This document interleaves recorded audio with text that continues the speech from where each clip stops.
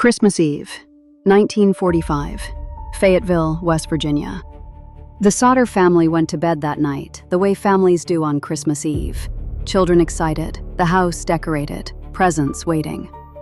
George and Jenny Sodder had 10 children. 9 of them were home that night. At 1 a.m, the house was on fire. George and Jenny escaped with 4 of their children. They tried to go back. They tried to reach the upper floor where the other 5 were sleeping. The ladder George kept for exactly this kind of emergency. The ladder that always leaned against the side of the house was gone. He tried to use his truck to reach the windows. The engine wouldn't start. He tried to climb the wall with his bare hands. He couldn't reach. He stood in the snow and watched his house burn. Maurice, Martha, Louis, Jenny, and Betty Sodder, aged 5 to 14, were never seen again. And in the ashes the next morning, investigators found no remains. Not one bone, not one tooth, nothing. This is where it begins. Every case has evidence, every clue has a story, and every mystery has a solution hidden somewhere in the facts. The question is, can you find it before we reveal the answer? This is the case file.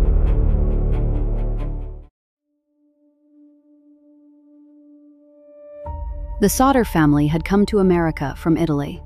George Sodder, born Giorgio Sodder, had emigrated from the Calabria region, settled in West Virginia, built a trucking business, married Jenny, and raised a large, close family in a house he had built himself outside Fayetteville.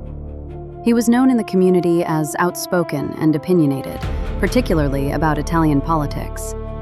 In the years before the war, he had spoken publicly against Benito Mussolini and the Italian fascist movement, views that were not universally shared among the Italian immigrant community in West Virginia at the time. This detail would become significant later. On the evening of December 24, 1945, the Sodder household was full.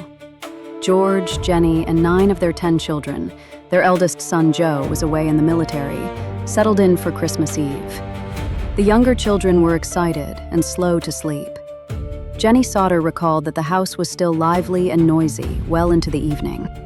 At approximately 12:30 in the morning, Jenny was woken by the telephone. A woman's voice asked for someone she didn't recognize. Jenny said they had the wrong number.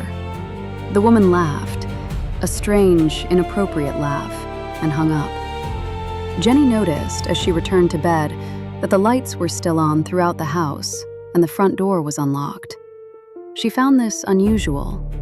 Her children always turned off the lights and locked up before bed. She fell back to sleep. At approximately 1 a.m, she heard a loud noise. She described it as sounding like a rubber ball hitting the roof and rolling off. She fell back to sleep again. 20 minutes later, smoke began pouring into the bedroom. Jenny woke George. Their daughter Marion grabbed the youngest child, baby Sylvia, and ran outside. George and Jenny and their son John began trying to reach the other children, 5 of them sleeping in the upper part of the house. George ran to get the ladder he kept beside the house for emergencies. It was gone. He tried to move his truck close enough to climb to the upper windows. The engine wouldn't fire. This was a truck that had started without difficulty the day before. George tried 3 times. It would not start. He tried to climb the outside wall. He could not get purchase. He ran to a neighbor's house and called the fire department. He ran back. He stood in the snow and watched the house burn. The fire consumed the building in approximately 45 minutes. The Fayetteville Fire Department did not arrive until 8 o'clock the following morning, more than 6 hours after the fire began. The fire chief later said he had been unable to start the department's fire truck. The investigation that followed lasted approximately 2 hours. Investigators concluded the fire had been caused by faulty wiring. No human remains were found in the ashes. The investigators told George and Jenny that the intensity of the fire must have consumed the bodies completely. George and Jenny Sodder did not believe this. In the weeks that followed, reports began to reach the family. A woman said she had seen the missing children watching the fire from a passing car, alive, looking back at the burning house as the vehicle drove away. Another witness reported seeing children matching their descriptions at a roadside stop between Fayetteville and Charleston early Christmas morning. A hotel employee in Charleston reported seeing 4 of the children with 2 adults she didn't recognize. She noted the children were unusually silent, and the adults refused to speak with hotel staff. None of these sightings were confirmed. All of them were reported to investigators. None of them were thoroughly pursued. Jenny Sodder began her own investigation. She was systematic and relentless. She wrote to funeral directors, forensic pathologists, fire investigation experts, and university researchers across the country, asking one question: could a house fire burning for 45 minutes completely consume 5 human bodies, leaving no remains whatsoever? The response was consistent: no. An ordinary residential fire of that duration and temperature could not achieve the complete destruction of 5 sets of human remains. Bones survive temperatures far higher than a residential house fire can generate. Teeth are among the most durable structures in the human body. Something should have been found. Nothing had been found. The family excavated the site themselves. They found household debris, fragments of the building, objects from daily life. They found no human remains. George Sodder bulldozed the site and buried what remained under 5 feet of earth. He built a new, smaller house on the property. And he commissioned a billboard. The billboard went up on the highway outside Fayetteville, a large roadside sign carrying photographs of the 5 missing children and a reward offer for information leading to their whereabouts. George and Jenny Sodder paid for that billboard for the rest of their lives. It stood on the highway for decades. Thousands of drivers passed it every year.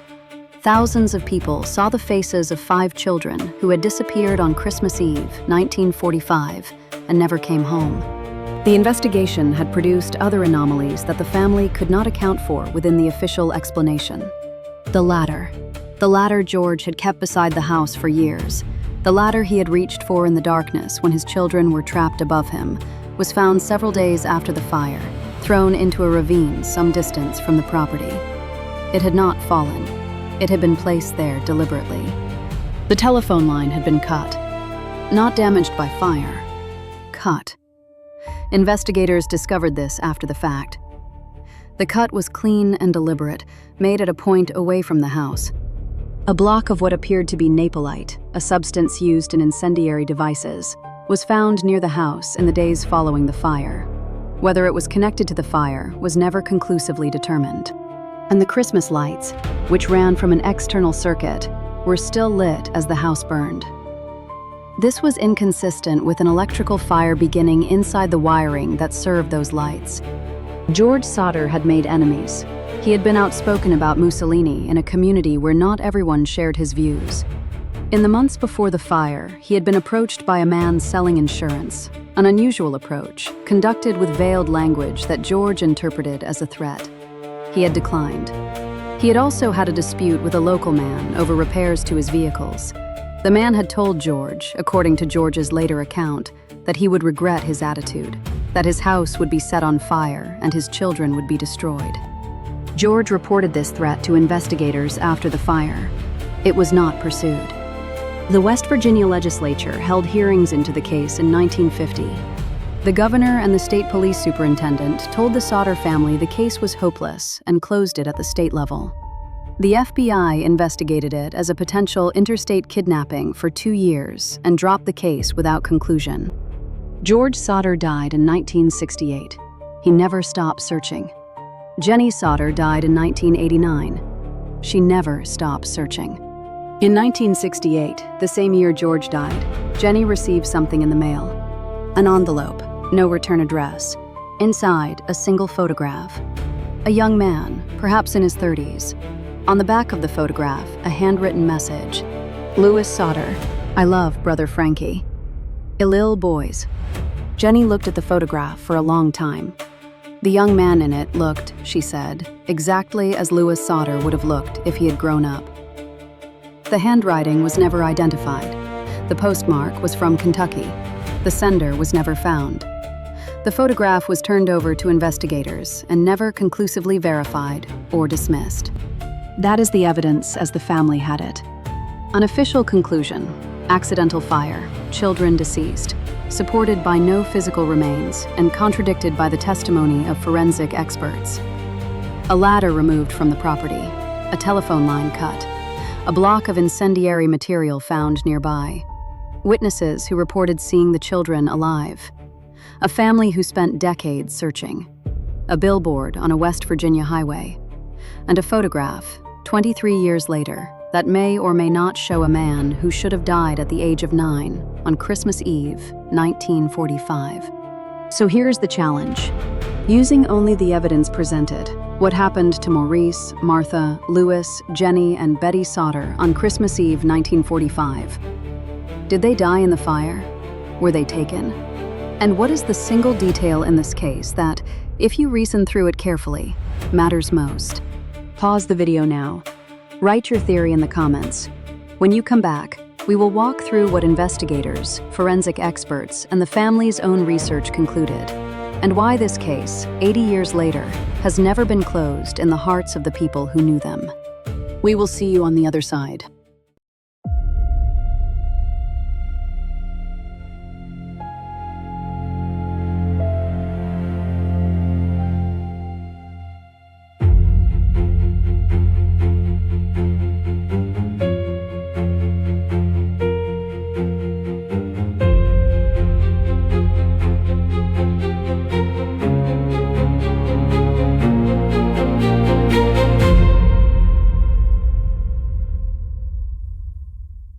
The theories that have survived serious scrutiny across 80 years of examination each explain some of the evidence and fail to explain the rest.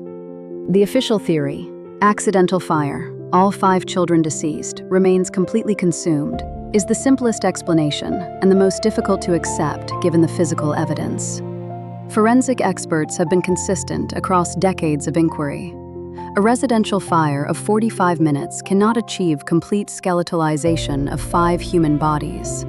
The absence of any remains is not explained by fire intensity. It requires another explanation. The arson and kidnapping theory proposes that the fire was set deliberately, possibly by parties connected to George Sauter's outspoken anti-Mussolini views, possibly by individuals with personal grievances, possibly by organized criminal elements, and that the 5 children were taken from the house before or during the fire. The cut telephone line, the missing ladder, the Napolite fragment, the witness sightings, and the complete absence of remains are all consistent with this theory. The photograph received in 1968 is consistent with this theory. The motive, retaliation against George Sauter, or the children taken to be raised elsewhere as an act of revenge or control, while disturbing, is not without historical parallel in organized crime contexts. The counter-argument is the absence of any confirmed evidence that the children survived. No sighting was ever confirmed. No identity was ever verified. The photograph from 1968 was never proven to show Louis Sauter. Every lead Jenny pursued ended without resolution. The forensic ambiguity theory proposes that the children did die in the fire, but that the investigation was so cursory, 2 hours, conducted by men without forensic training in the immediate aftermath of the blaze, that remains were simply missed, overlooked, or later disturbed by the family's own excavation. Under this theory, George's bulldozing of the site may have destroyed the very evidence that would have confirmed the children's deaths. This theory explains the absence of confirmed remains without requiring a conspiracy. It does not explain the cut telephone line, the missing ladder, or the witness sightings. What most serious investigators return to is the convergence of anomalies. Any single element of this case could be explained away. The ladder could have been moved before the fire for unrelated reasons. The telephone line cut could have been a coincidence. The witnesses could have been mistaken. But all of them together, on the same night, in the same place, at the same time, require either an extraordinary coincidence or a deliberate act. The Sauter family chose to believe in the deliberate act. They may have been right. The last surviving sibling, Sylvia Sauter, passed away in 2021. She spent her life, as her parents had, searching for answers. She never found them. 5 children, 1 Christmas Eve, 80 years of silence, and a photograph on a table with no return address and 4 words on the back. Louis Sauter. I love Brother Frankie.